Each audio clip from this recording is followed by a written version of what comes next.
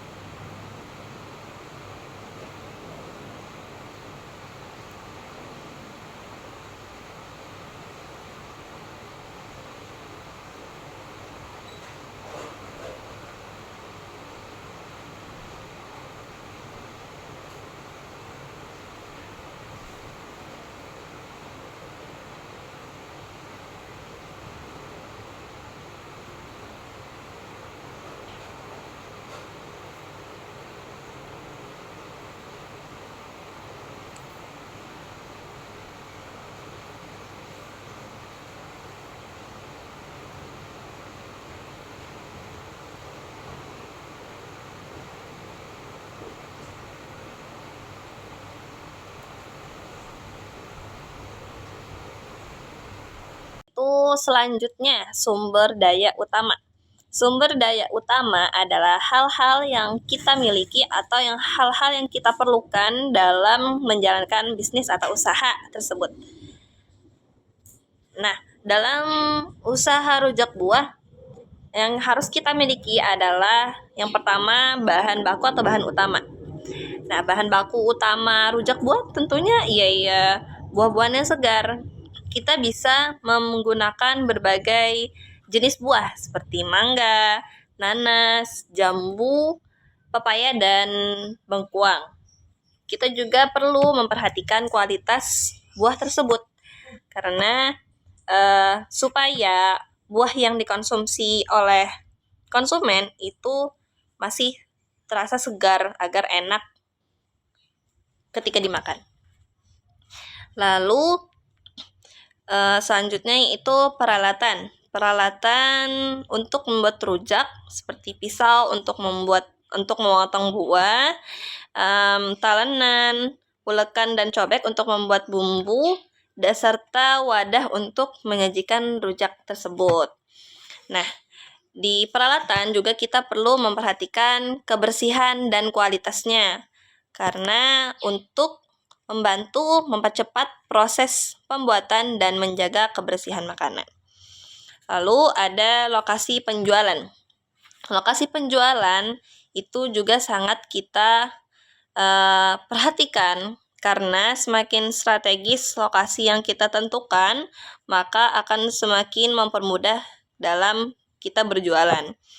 Seperti halnya kita bisa memilih di pinggir jalan atau di kios di pasar atau bahkan bisa membuka toko kecil. Nah, lokasi yang ramai dan mudah diakses oleh pelanggan akan meningkatkan penjualan. Terus yang terakhir ada tim. Nah, ketika kita melakukan usaha yang memerlukan tim, nah kita juga pasti memperhatikan bagaimana kerjasama antara tim tersebut dan pelayanannya seperti apa. Semakin baik dan semakin cepat mereka bekerja, maka akan membuat pelanggan senang. Baik, selanjutnya adalah value proposition. Value proposition adalah merupakan nilai atau manfaat dari produk atau layanan kita. Itu adalah dampak yang dapat kita berikan kepada konsumen, atau nilai ya manfaat dari produk kita. Itu adalah rujak, buah segar dan sehat kaya akan vitamin. Yang kedua adalah menggunakan bahan-bahan lokal dan organik. Yang ketiga, variasi rasa yang unik dan menarik. Yang keempat, penyajian yang menarik dan instagramable. Yang kelima adalah pilihan untuk menyesuaikan rasa dan tingkat kepedasan.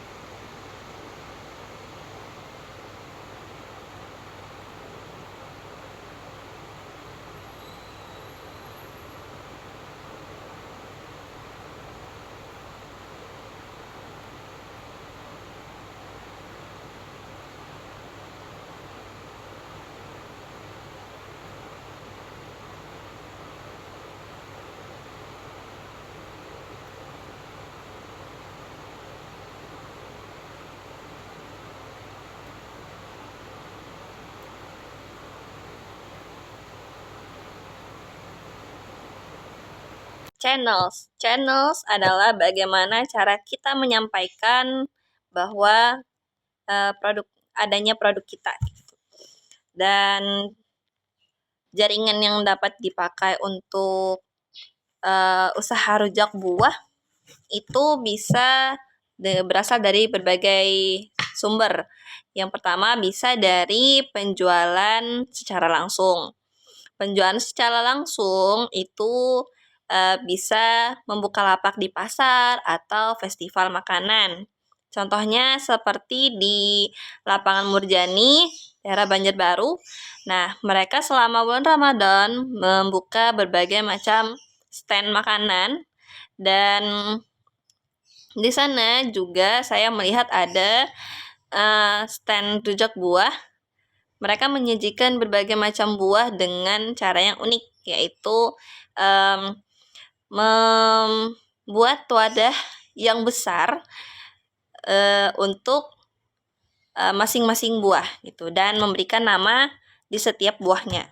Jadi setiap orang yang ingin membeli, mereka bisa memilih buah yang mereka inginkan dengan rasa juga yang berbeda-beda. Tuh. Ada yang pedas, ada yang manis, juga ada yang pedas manis, dan macam-macam lainnya. Nah, itu juga contoh berjualan secara langsung di festival makanan. Nah, tempat-tempat itu kan biasanya ramai, sehingga peluang mendapatkan pelanggannya lebih besar gitu. Kita juga bisa berjualan melalui toko online dengan seperti GoFood dan GrabFood. Nah, jadi pelanggan itu tidak harus datang ke tempat langsung gitu loh. Jadi jangkauan pasar itu lebih luas lah jadinya ya. Terus selanjutnya melalui media sosial. Nah, media sosial itu bisa kita gunakan untuk promosi seperti dengan foto-foto menarik atau video-video menarik, sehingga konsumen di luar sana tertarik gitu loh dengan penjualan rujak. Selanjutnya ada kerjasama dengan restoran atau rumah makan. Jadi menawarkan rujak sebagai menu tambahan di restoran ataupun rumah makan bisa menjadi cara lain untuk meningkatkan penjualan. Bisa seperti untuk makanan penutup gitu. Dengan cara bekerja sama, kita bisa menjangkau lebih banyak pelanggan tanpa harus membuka tempat sendiri. Selanjutnya adalah customer segments. Itu adalah orang yang akan membeli produk kita atau adalah target pasar kita. Jadi yang pertama adalah tentunya pelanggan yang mencari makanan sehat. Yang kedua, pencinta makanan tradisional. Yang ketiga, pelanggan yang mencari cemilan segar, ya.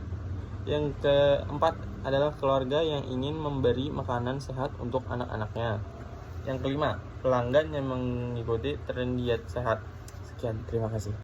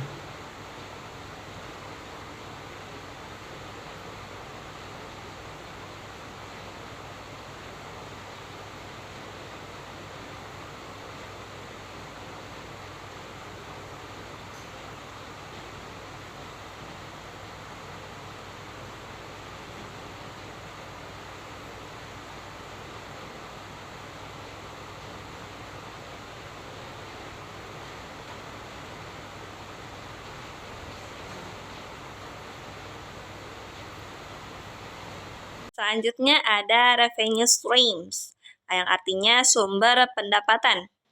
Bagaimana kita menghasilkan sesuatu dari produk yang ingin kita pasarkan gitu. Untuk penjualan rujak buah bisa melalui penjualan secara langsung ataupun secara online. Semakin banyak orang yang memesan ataupun semakin banyak orang yang datang untuk membeli, maka semakin besar pendapatan yang didapat. Nah, untuk rujak buah juga bisa melalui catering, yaitu pesanan dalam jumlah yang besar, seperti acara ulang tahun, acara pernikahan, atau hajatan lainnya. Biasanya, catering ini memberikan keuntungan yang lebih besar dibanding penjualan satuan. Lalu yang terakhir ada kerjasama dengan kafe, restoran, ataupun rumah makan tadi. Nah, kita bisa menjadikan rujak buah sebagai menu tambahan atau juga bisa sebagai menu penutup makanan. Nah, dan ini sebagai salah satu cara untuk meningkatkan pendapatan tanpa harus membuka lebih banyak lokasi sendiri.